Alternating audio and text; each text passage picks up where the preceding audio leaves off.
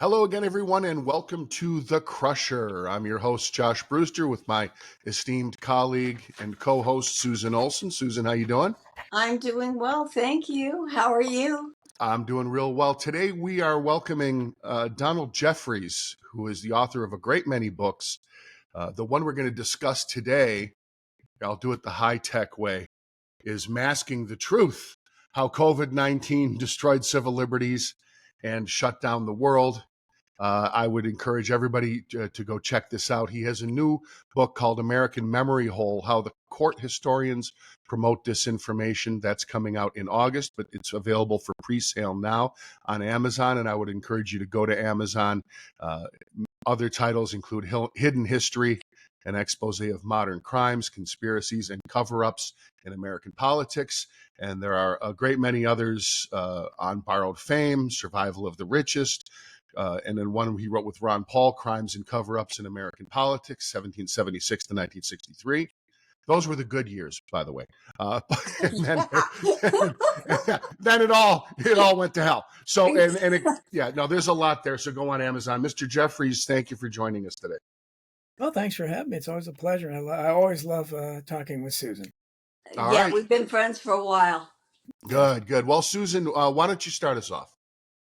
Well, this book is really poignant for me because it deals with COVID, and we all have our COVID stories. We all have our COVID tragedies. We all have our coping mechanisms. And one of my ways of coping with, I think, anything is to go, well, I'm informed and I know what's going on and I know what to do. And that can't happen to me because I'm too smart for that. Um, and the anguish of hearing a story about somebody with a loved one who has COVID, who and you know what's right, you know what's not working, what is working, what's not working. You know the pitfalls, you know the dangers, and you can't advocate for your loved one. And that is Donald's personal story, and it makes my heart bleed. So I'm sure that was the impetus for writing the book and putting all these facts Yes. together so that people could see just how much we were lied to. Donald, I kind Yeah. of hate to take you down a bad memory hole, No, but that's it's important. You went through this with a family member. yeah. It Well, was your it brother, helps. It right? helps. Yes, my brother, and it helps to. It's been cathartic for me. I still Good. am haunted by it every day. But and just to be clear, he didn't die of COVID, although that's what they listed on his death certificate. And when they do that, by the way, FEMA kicks in money and helps you with the funeral costs. So it was amazing to me. Yeah. But so I think a lot of people are assuaged by that. Oh, wow, cool. Or it's not as expensive now. They don't do that for anything else. And they've never done that for any other disease. But uh, I started writing this book before anything happened to my brother, just because I didn't know what this was. And I said, I don't know where this is going. And as it kept going on and on, I said, well, there's way before the vaccine. And that's what makes my book different. I start at point A. I analyze it from the time it supposedly was in China and the woman was going around spitting on doorknobs and everything, trying to spread it nonsensically, and people were allegedly dropping dead in the streets and crazy stuff that we know again. And the book is full of that, how, Chinese sources later admit, well, we did include all the deaths from pneumonia and the flu with our COVID totals. And then, of course, it went to Italy and, they locked down the entire country. And they sent that ominous picture of the coffins to everybody. And then we found out, well, that was actually from 10 years earlier in another part of the world and nothing to do with us at all. And they, too, the Italian media eventually said, well, we scared everyone to death, especially in America, but 99% of these people had comorbidities and they died of something else. So I know it was a lie by the time it got to our shores, and then it hit New York City, the epicenter. And I had people like Jason Goodman and Citizen Richard, who were citizen journalists who went around and filmed the empty hospitals, Yes. who saw nothing was going on, and who, then we talked about the dancing nurses. So my book includes all that stuff. It includes the so-called refrigerated trucks that people filmed from afar because you couldn't get close to them, and they were all off. There were no bodies there. Again, they continue to prop up that myth. It's an absolute lie, and it was all designed to strike fear in the hearts of everyone. But this, I didn't know where it was going. I thought, this is awful. I said, I can't believe they canceled March Madness and the playoffs for sports, and they're having cardboard cutouts in the stands. They're losing so much money. Hollywood's dead. I mean, COVID. The only thing COVID did kill for sure is small business and Hollywood, because they've killed Hollywood. But I thought, why are they allowing this? This is, everything's dying here. This is, and it made no sense to me. I looked at the so-called science, and early on, I didn't, I was on this from the opening. So my influence on social media, until they shadow banned me, started really growing, because nobody was talking. John Rappaport did a great job, and my friend Steve Cameron, other people were from the very beginning. But I published the directive in April 2020 from the CDC, which instructed hospitals to list the cause of death as COVID, even if the patient hadn't been tested.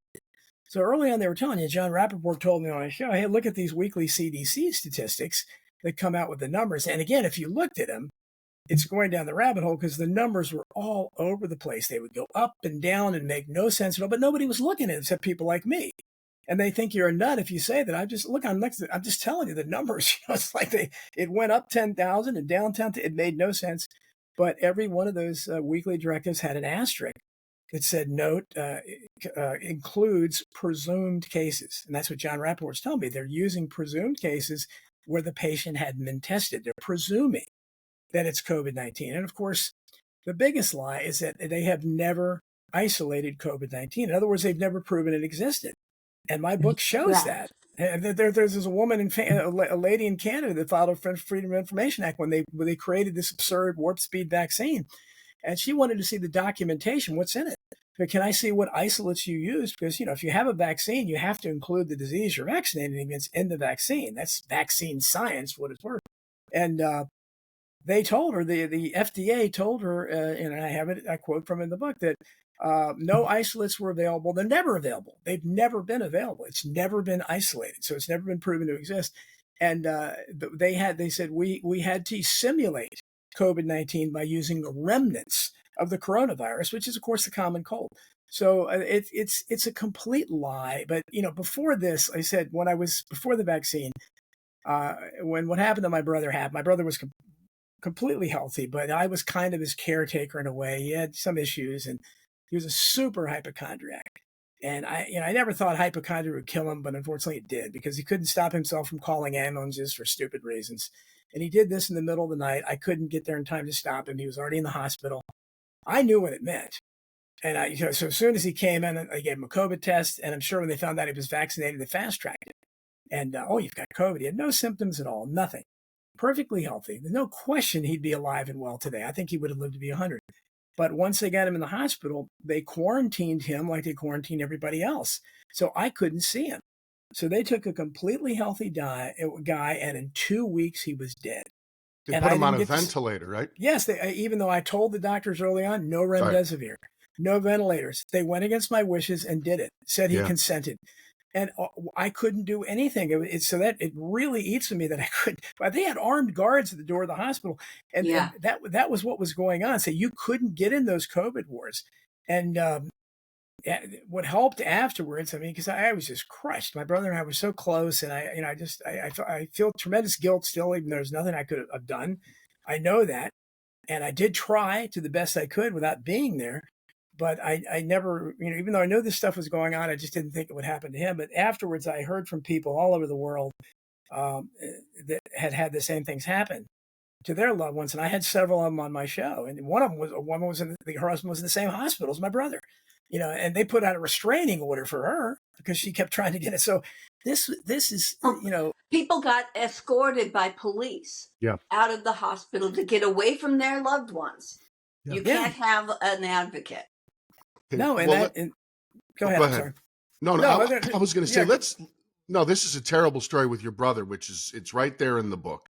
I want to drill into some things here, Don. First of all, how many died with a positive COVID test versus how many died from COVID? There are reports in here. There's a CDC mention in your book that somewhere at one point, about 94% of the deaths were not solely from COVID. We constantly hear the number that you put in your book, 1.134 million. This is when your book was published in the United States, and 6.8 million worldwide. And I'm sitting here on July 16th of 2024, and I have not heard one, and I mean one, and I'm not talking about on the internet like this. I'm talking one network or one major newspaper. Give us a number, how many died from COVID and how many died with COVID. Can you touch on that before we get into some other things? Because I don't know if we'll ever be told the truth. No, we never will, and that's why I think it's in. And again, my friend Naomi Wolf wrote a good book on it, and Alex Berenson and Peter McCullough, RFK Jr.'s book on Fauci. Those are all good books, but mine is the only one that talks about the pre-vaccine days. And you're exact. What they did, they lied and were caught lying and admitted they lied over and over again. People dying in motorcycle crashes that they attributed to COVID. They were, as I said, the CDC said you're going to list the cause of death as COVID no matter what. And the hospitals early on under the stimulus package, that's why they probably made about $100,000 off my brother in 2 weeks. People that were there longer, they might have made $1 million because they got, we don't know exactly what they got paid for using remdesivir, but apparently a lot because they're really pushing it. 30,000 minimum. Yeah, and we know we got $13,000 for just the fake diagnosis because you walk in and it's Peter, oh God, I'm forgetting the guy's name. The guy that died right before the guy that invented the piece. Carrie Mullis, yeah. That died right before, very conveniently, right before Agenda 201, which is right before COVID. And he came out and he knew what he didn't trust Fauci from his days with AIDS. And I think he knew what was happening. And he said, look, this test I invented it. And it's going to give you any results you want. And they admit that it's a 90%, maybe more, false positive rate. So all those people, and I got plenty of them in my family that are giving themselves those home test kits. Yeah. Those are all the 90% plus false positives. So these people are having COVID, they have colds or whatever. Don, let's drill into something here because this is important. I can't say who this is, but there's a nurse I know who, in the thick of this madness, said they are marking everyone down as COVID. And in your book, you mention something to you. You can clarify this for me. Let's just touch on this. $13,000 with a positive COVID, right? Yes. And this is the federal reimbursement to the hospitals, right? Yes. And $39,000 per ventilator. Yes. Yep. So quickly, tell me, they were incentivized to do this, and I like I said, I had a nurse tell me everybody's getting marked down as COVID. I said this is corruption. And 30,000 for remdesivir too. Okay, let's be clear. Hold on. Yeah. Also touch on Donald. Touch on what Susan just mentioned, because I get lost between remdesivir and all the other drugs I've heard of. Remdesivir was what? Well, remdesivir, it's supposedly, but as I understand it, in the test studies, it was less than 50% effective or something like that. So they know it did. No, but again, it caused the deaths of. Since you're not real clear on this is something that's a big bugaboo for me. Please. Fauci looked into the camera and said, "We're going to use remdesivir. We've tried it in Ebola cases with great success. It's proven to be safe and effective. Those Ebola trials were conducted by Fauci, so he knew exactly what happened. Yes. They had to pull remdesivir because it killed 53% of the patients. Yeah. So they had to pull it. He knew that. But when they died, here's the important thing. When they died, it looked just like COVID pneumonia. It causes the kidneys to shut down, the body fills with fluid, and then you put them on the respirator and you really drown them. That's exactly what they did with my brother. COVID pneumonia, that's a diagnosis. They give you, even though you don't have any symptoms when you first get in, they give you the false positive diagnosis. They start the treatment. And again, people say, I'm not accusing, I have nurses in my family, so I'm not accusing nurses or even doctors of being involved in a conspiracy to kill people, but they trust the system. They think that they're told, and this is their job depends on it, this is the treatment, this is the protocol, that he would say. And so they, even though they see people dying left and right, they're just, they can be reasoned with, well, this is a terrible disease, COVID, trying our best, that's all we can do. And so I don't accuse them all of it. And there have been, as you mentioned, Josh, there are lots of nurses like that. I've had some on my show that I have lots of doctors that have been, that have blown the whistle on this.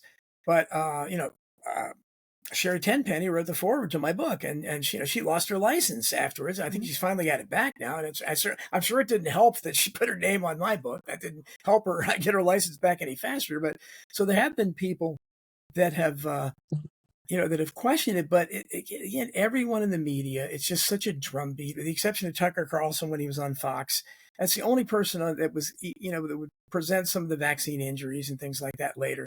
But it's important to remember before the vaccine obviously is the worst part of this, but we don't know how many people it's killed or injured. But before that, they were lying nonstop, and we can't forget. That's why my book is about all that. My book is about the unconstitutional lockdown, where they killed whatever else they killed small business, they killed Hollywood, they killed a lot of trust in the system. But and for people, I've remarked on this many times, for people that say Second Amendment people, which I am, I'm a big, strong believer in the Bill of Rights, but you didn't see any of the, it's kind of like we see with the school boards. You didn't see any show of the small business owners that were armed. Why didn't they all get together? You had the one guy. Let me jump in, Donald, because I wanted to get to this next. You use the term fear porn throughout the book, and I have to say that Donald, I was sitting here through this madness, and I was saying to myself, this really is kind of a lesson in human nature, and what the hell happened in World War II, and why are humans so fearful? And why is fear such a motivator? And why is cowardice such a motivator? And people say, how could good people in Europe have let what happened in World War II? And I said, my God, it's 70 years later, 80 years later, and I'm sitting here with these people. They're just cave, Donald. They just cave. Can you just reflect on the caving? And then I want to get into some of these other things, but just the human nature aspect of being so quick to cave to authoritarianism. Well, if they had wanted to put the unvaccinated in FEMA camps, maybe even gives color-coded things on our palms or something. How many people do you think would have argued against that? I think they would have lined up. They would have lined up. Yeah, and I think the people that were vaccinated, they thought we were dangerous. You had people there's another guy that COVID killed, is Howard Stern. They absolutely killed his career. I mean, he's a joke now. But they killed his spirit. Yeah, it's like somebody did liposuction to his soul. He can never. How can he even do comedy anymore with the way he's? He's ridiculous. He can't. But he would be one of those ones that would have supported that. He thought we were so dangerous. The unvaccinated are so. In my own family, myself and my son and my daughter were the only ones that aren't vaccinated. And my wife was forced into getting vaccinated by her Karen sister. Sister's a real Karen, and we didn't get to go. Didn't get to go to my niece's wedding because we wouldn't get vaccinated. So those, when you cross those kinds of lines, you can't come back from that. I wasn't allowed on any holiday festivities. No reindeer games for me, because I was the only one in the family that insisted on not being vaccinated. My sister, who lost her husband during this, but they didn't put COVID on his death certificate, so she didn't get that little bit of money. But they did give him remdesivir, which I think killed him. Yeah. And she's begging me. She goes, "You're the only family I have left. Please get the vaccine." I'm like, I'm already at risk for stroke, and this doesn't smell right, and I'm not caving into authority. Let's back up a little bit here. That's a good point, Susan. Let's back up a little bit here. In the years before early 2020, you mentioned in the book, amongst many other things that had taken place in the years before, the Biodefense Commission, a Manhattan Project for Biodefense. And this came before, and other discussions in think tanks and studies and sort of bio war games that had taken place. Yes. And by the way, folks, this is not some batshit thing that I'm talking about here. He lays this out in the book. Tell me a little bit about that Manhattan Project for Biodefense. And you can also touch on people like Bill Gates. Let's talk a little bit about the years of preparation before the pandemic. Well, actually, it goes back to Dark Winter, our Dark Winter tabletop exercise in 2001. And that came later. I think I described 6 or 7 of them over the years. The last one, it started with a dark winter, and it's no accident. I'm sure you remember it when during Joe Biden's first winter as president, he kept running around and babbling about it's going to be a dark winter. It's going to be a dark winter. I mean, they do these. Why would he choose that phrase? They use these inside things as a joke, just kind of for people like us that might be aware of it. It's an inside joke. But and of course, it ended with Agenda 201. Which was again right after Kerry Mullis died and right before COVID hit, and all of these things were sent. And as I pointed out, really the only pandemic that the U.S. has ever had that whatever bird flu, Ebola, all that it affected so few people, the average person didn't know. But the only other one was obviously the Spanish flu during World War I era. And as I put in my book, there's even reasons to doubt what caused that, because a lot of people think that was an early vaccine exercise that got out of control out of, I think it was Fort Detrick or some American military base, and the soldiers carried it over to the trenches in Europe. So we don't even know if we're telling the truth about that. But as I put, this psyop goes so deep. I am a huge old baseball fan. I used to study that stuff, big baseball aficionado, big baseball player and everything. And there was a picture from the World Series that started popping up where they had a player, and I had seen that picture in countless old baseball books. And there was no mask on that player's face. They superimposed a mask. I don't know how on the other old photos they did that on.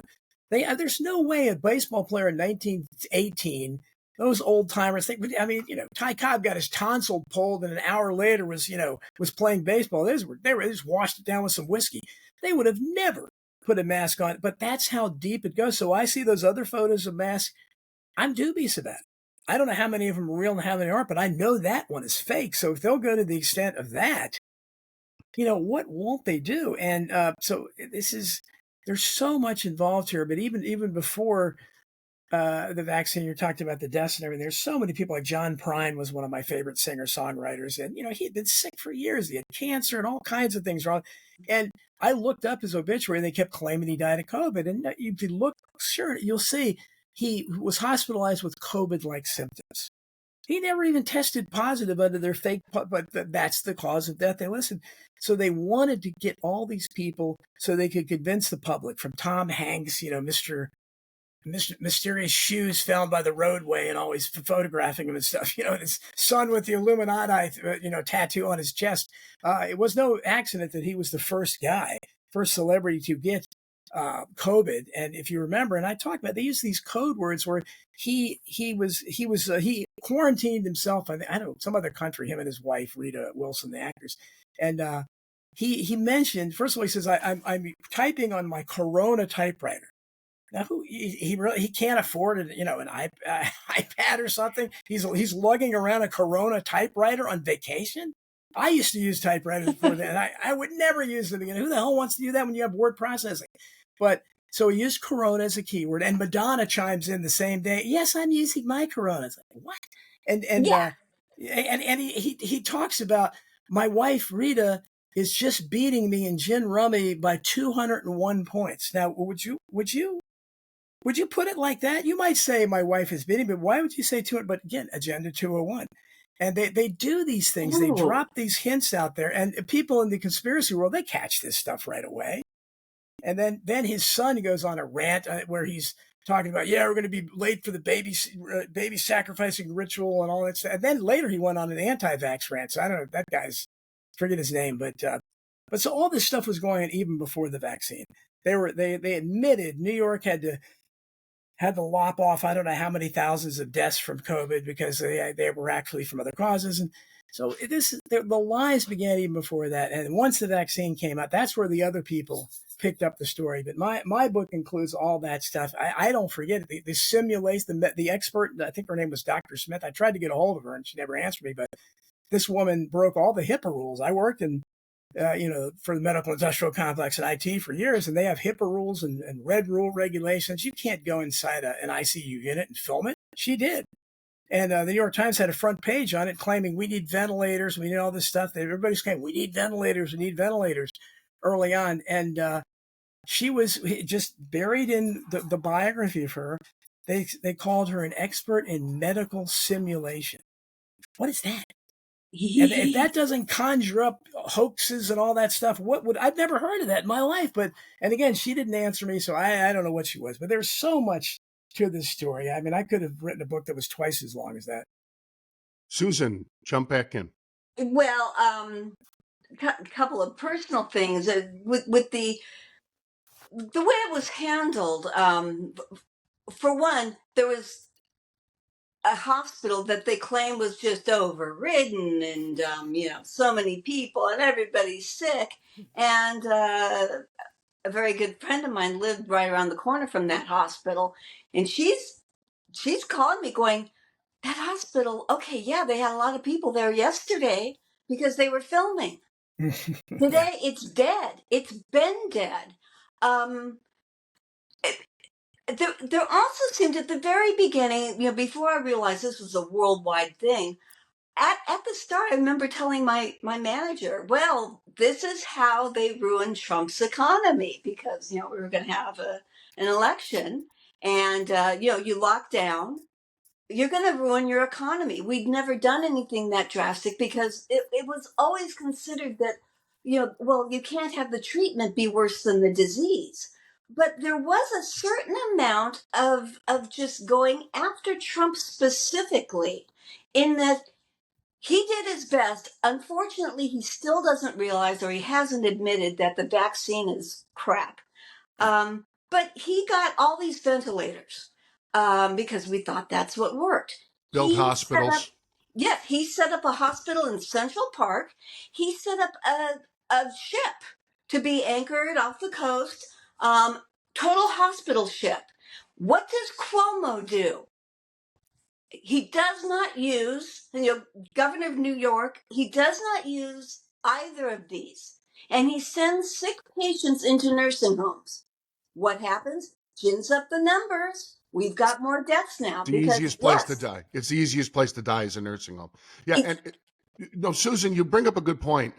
Please finish your thought, then I'll. Well, just there was, and I don't want to seem Trump centric here, but it's not. I mean, it wasn't necessarily Trump. It was the opposition. It was trying to make the opposition look bad, and it was very deliberate. We're not going to use anything that Trump oversaw or put into action, except for that vaccine, which unfortunately he got behind.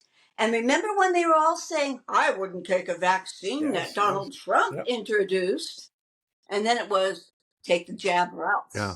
Yeah, and Donald, before you continue, Susan brings up a lot of excellent points, and I know you point out a lot of inconsistencies with Trump throughout the book. That's fine, but I do want to specifically talk to the insanity of if Trump says this, we go the other way. If he mentions there's a malaria drug from Africa, oh no, then the malaria drug's no good, and it goes on and on. If he says we should control illegal immigration, they say we should open the borders. This is a sickness. It's a sickness, and she talks about ruining Trump's economy. And I'll tell you what, I think a lot of the evidence points to this is very political. It is very, very political what happened here, Donald. Well, certainly Trump was, and again, as you note, I have a lot of, I'm part of the smallest minority group in the world, the Trump agnostics, and everybody either loves or hates him. I mean, that's he is a lightning rod. He's in the middle. Everything falls down about him, around him. So in this case, he was even though, as I point out, he did say, as always, he said a lot of great stuff. But what did he end up actually doing? But every time he would say something, and he would be accused of things that just like he's accused of being a racist, which he's never shown any indication of being a racist. But he was, he wasn't wearing his mask, which nobody should have been wearing this stupid mask anyhow. Or he would make comments that wouldn't it be nice if everything opened back up at Easter, which it would have been nice, but he was accused of that, criticized for that. Bleach. So he was made to be the fall guy, and he still, even though, as Susan pointed out, to his fault, the fact he's lost some supporters because he continues to cling to this stupid vaccine, and because he takes credit for creating it.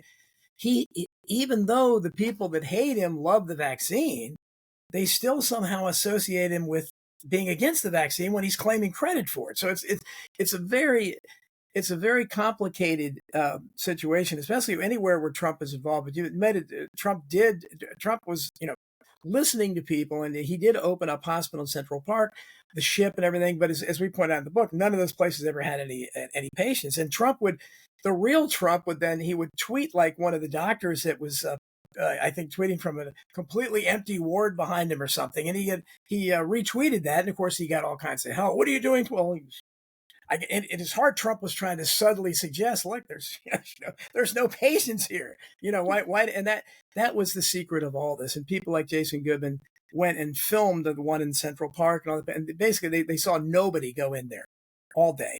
And so it was done to try to create the impression that the hospitals were overflowing and that they had these refrigerated trucks, which, as I mentioned, were all in the off position. There was no bodies in those refrigerated trucks. But so what are we confronting here when people would lie about something like that? And so I think that's why I call it the greatest psyop in the history of the world, because this was their lies. I mean, 9/11, JFK, anything. You want to talk about the lies they've told forever, but this was the biggest lie of all, because you talk about the big lie. This was because it lied about health, it lied about safety. There's so many elements to it. Small businesses were destroyed. Still, we don't know how many of the small businesses ever came back. Still don't know what the economic ramifications were, because I tried to find out some of the things that went into those stimulus funds. I mean, we know people like Tom Brady and P. Diddy and ridiculous celebrities that had no business getting money under it did, and which made no sense. So who knows what other things? I don't know what the NFL especially got under the table to cancel the games. The NCAA, they must have gotten something. Because to be able to commit that kind of financial suicide, which is what they did, that's hard to do. And they have to hold out some kind of incentive. So we know they did that. They use their fake unemployment stats to say this and that. But anybody, I have lots of young people that, especially because I wrote Survival of the Richest, that contact me all the time. And they tell me what the real story is out there, how hard it is to find a job, especially a job that pays well. And but both parties will, kind of brag back and forth depending on who's in power about how great it is, but it's not. And it got much worse with this because all those small businesses were shut down. I don't know what the percentage is of those, because it takes money to start a small business. So when it's lost, how necessarily are you going to be able to restart it up? So just that element alone, and of course the civil liberties thing. I'm a civil libertarian. And the fact that we were compelled, and people talk about mandates. What's a mandate? I mean, when it's a mandate, I conjure up an image of, I conjure up an image of medieval times with some court jester coming up and trumping on his bugle, and by royal decree, you can't do this anymore. That's what level it's on. None of this stuff was passed by the legislature. People obeyed it all. The 6 feet thing, they've admitted now, they just literally pulled that out of the air. There's no science behind it. Every box of those masks has a thing on it that says doesn't protect you against viruses. So this is all nonsense. And I remember when, especially the dumbest part was when we were going into restaurants and they told you had to wear your mask to go in, but as soon as you got to the table, you could take it off. And I would just, finally, my wife and kids, they didn't want to hear me say it. So I stopped making a scene. It did, because nobody was going to listen to me anyhow. So I would say, I'm glad I'm at the table now. I'm finally safe from the virus. But don't go over there into the doorway. And Fauci himself, that I put in the book, he is now quoted as saying, somebody who was around it, that he laughed hysterically at that. He thought that was the funniest thing that he made up, that he couldn't believe how dumb people were to wear a mask and then take it off the table. Well, then, Donald, then on that note, now look, the Tony Fauci show, we could go now until 10 o'clock tonight, okay? We could go, but we're going to go I want to just go real specifically here on Fauci. There's books, RFK Jr. wrote a book about it. We could go on and on. This guy is a disaster. Okay. Royalties. I think there are some Americans who are truly stunned to think that a government official, someone who's serving the government of the United States, gets a piece. Royalties. Okay, you're not a songwriter here, okay, who had to sell a hit song. And I'm sure he gets more than we do as writers. You're one of the highest paid government employees in existence, and you get royalties. Let's just focus for a minute on Fauci and others like him getting royalties. off of vaccines and things of this nature. Yeah, and they tried to they did, the Republicans tried to launch some kind of investigation, and I believe they were able to get some of the drugs that he was getting royalties from. I don't think they ever got an amount and how much came from any particular drug. My guess is he got a whole lot from remdesivir, I would imagine, the way he's been pushing that. But this goes back. Fauci goes back to, and I talk about it in the book. He was at the center of the AIDS, and in 1980s. And if you think about how similar this was, Fauci at the time, a young Fauci, was pushing the HIV test, which was very similar to the COVID test. A huge, false positive rate. And again, you were dealing with asymptomatic, in other words, not sick people who had no symptoms, but they were terrified, especially the gays. This was spreading like wildfire. So they I got to go get HIV tested. And it killed a lot of healthy people because as soon as they started the AZT, which Fauci was pushing like remdesivir, that's what killed them. And what happened to AIDS? As soon as they stopped giving them AZT, suddenly it wasn't a death sentence anymore.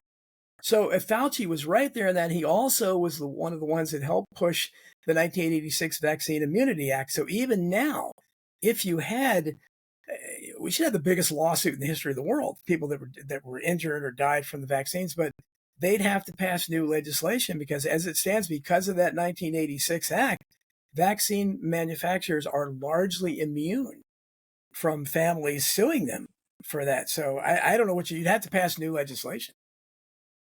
They have to, because imagine being able to manufacture a product that they find out kills people, and you have impunity. You can't be sued. I mean, that goes against, and Ronald Reagan signed off on it, but it does go against every American principle. I mean, it's just wrong. And for those who may doubt us about Fauci's, that was part of what alerted me to what's going on with COVID, was that Fauci was involved. And slowly I put it together that he was the guy behind AZT. And if you watch the Dallas Buyers Club, which is a Matthew McConaughey movie, very good, excellent movie, there is a doctor in that movie who is the bad guy, who's forcing people to take this one drug, and it's killing them. And that doctor is based on Dr. Fauci. They actually had his name in the movie, and Fauci's lawyers got together and made them take that out. Well, when I think of this man getting royalties, it's sick. It's absolutely sick. So, okay, well, I'll tell you what, Donald, I want to finish up here. We saw a lot of things. Some of them we won't get to today. You asked a great question in the book. Did COVID kill off the flu? Because, the flu kills a lot of people. And all of a sudden there was no more flu. So you need to get this book, Social Media, the Censorship in Social Media. Please get the book and take a look at this, folks. I mean, it's really, it just flies in the face of freedom of speech. And they can say we're a private company and all this business. But as I just want to point out, now I can't remember his name.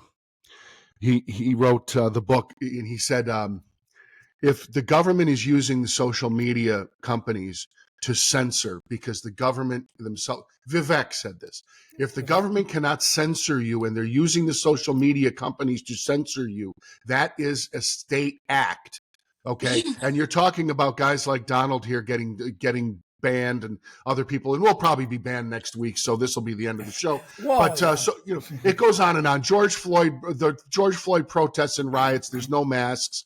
No masks during that. Illegals don't need a vaccine. Illegals don't need to be tested. Fly them anywhere. The endless array, the pile of bullshit that we've been through about this. You need to go look at this book, Masking the Truth. Susan, I don't know if you have a final thought, but then I'll ask Donald if there's anything that he wanted to talk about before we finish up with regard to this.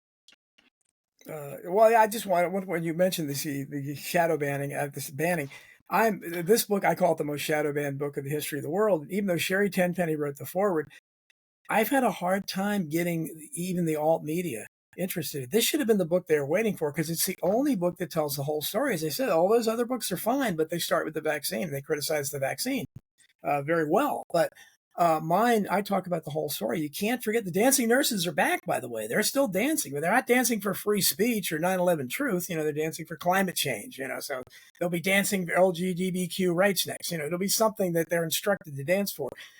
You can't forget that. I worked in, hospitals when I was young, and there's no hospital in the world that will allow a choreographed production. There's nowhere to have that in a hospital. It would disturb the patients. It's absolutely ridiculous. And you go down the rabbit holes thinking, but people don't want to approach that. But my book it was on Amazon originally, and Amazon just at one point got rid of the Kindle version. It's not there. There's no explanation. Barnes & Noble, it was on Barnes & Noble originally. Then they just disappeared the entire thing.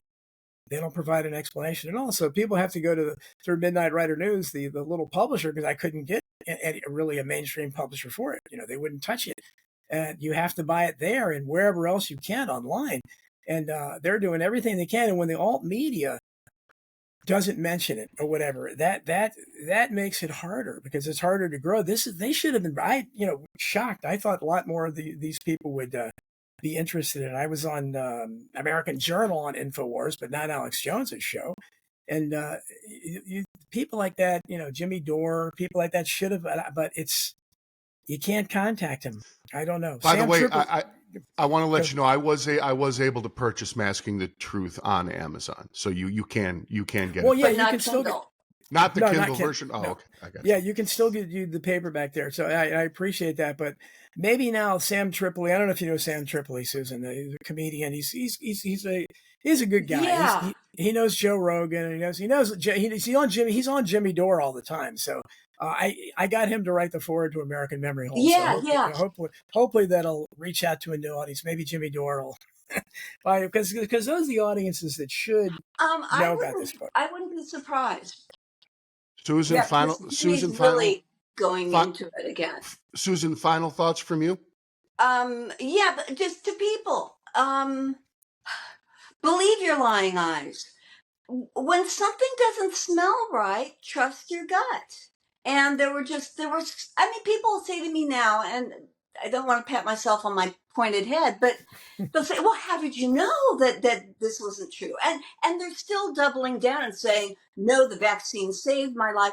There's not proof that the vaccine saved a single life. But when things aren't adding up, when your brother-in-law dies and you can't have a funeral for him and he couldn't have any visitors, but George Floyd has 5 funerals, that's not adding up.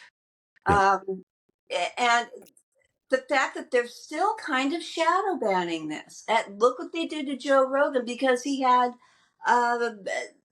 Dr. Bhattacharya? No, the guy that invented mRNA. Darn it. Oh, yeah. It's so wrong because he's somebody I talk about all the time. But Monroe, Dr. Monroe, everybody that was telling the truth. I made a T-shirt that said, "Don't listen to the science, listen to the silenced," because everybody that was telling the truth about the jab, the virus, they were silenced. And a lot of people have said to me, "Oh, this isn't about Trump. This isn't about this or that because it's worldwide," and that made it legitimate. Well, that makes it extra scary. So look into these things and be the resistance. Absolutely. Well, I'm going to also mention, look, if you're watching this show 43 minutes in, I don't think you're probably led by fear, but for God's sake, grab some people who are, because most people really, they're cowards, folks. They will go along. The sheep is not inaccurate. And I just want to say this in closing. You can listen to who you want to listen to. Look at the data. If you want to talk about science, look at the actual data. Where are the actual numbers? Look at the actual numbers of who died from and who died with, and what are the actual numbers behind all this? My kids were out of school for nearly 2 years. They had to sit home to damage their childhood for a lie. It was a lie. So, what is real? Don't be led by fear. And so you need to find Donald Jeffries' new book, American Memory Hole, How the Court Historians Promote Disinformation. You need to get yourself a copy of this book, Masking Masking the Truth. I'm masking the truth right now. Masking the Truth. You need to get that, and you need to join me in thanking Donald Jeffries for appearing on The Crushers today. Thank you, Donald. Well, thanks very much. And I just wanted to give a shout. The only place I'm not shadow banned is Substack. So go to, it's Yes. called I Protest. Yes. Donald Jeffries at Substack.com. It's the largest free speech platform that they haven't really touched yet. So please subscribe to me there if you haven't, because that's the only place at this point that I can grow. Everywhere else I'm shadow banned. Although you do have a podcast still, right? I have a podcast, but and I'm clinging to YouTube by my fingernails. But if I talk about COVID, or actually they've suspended me a couple times recently. I don't even know why. It used to just be COVID. And you never will know why, Don. That's No, how they operate. That's how they operate. Yeah. You remember World War II? You're not going to come. They're going to do this to your face. All right. Well, listen, Donald, thank you so much. And Susan, as always, it's great to be with you. And Susan and I will have some more shows coming up, if we're not shadow banned immediately. Love you, Donald. I love Keep you too, telling Susan. the truth. Thank you. Thanks. Thanks for having me. Take care.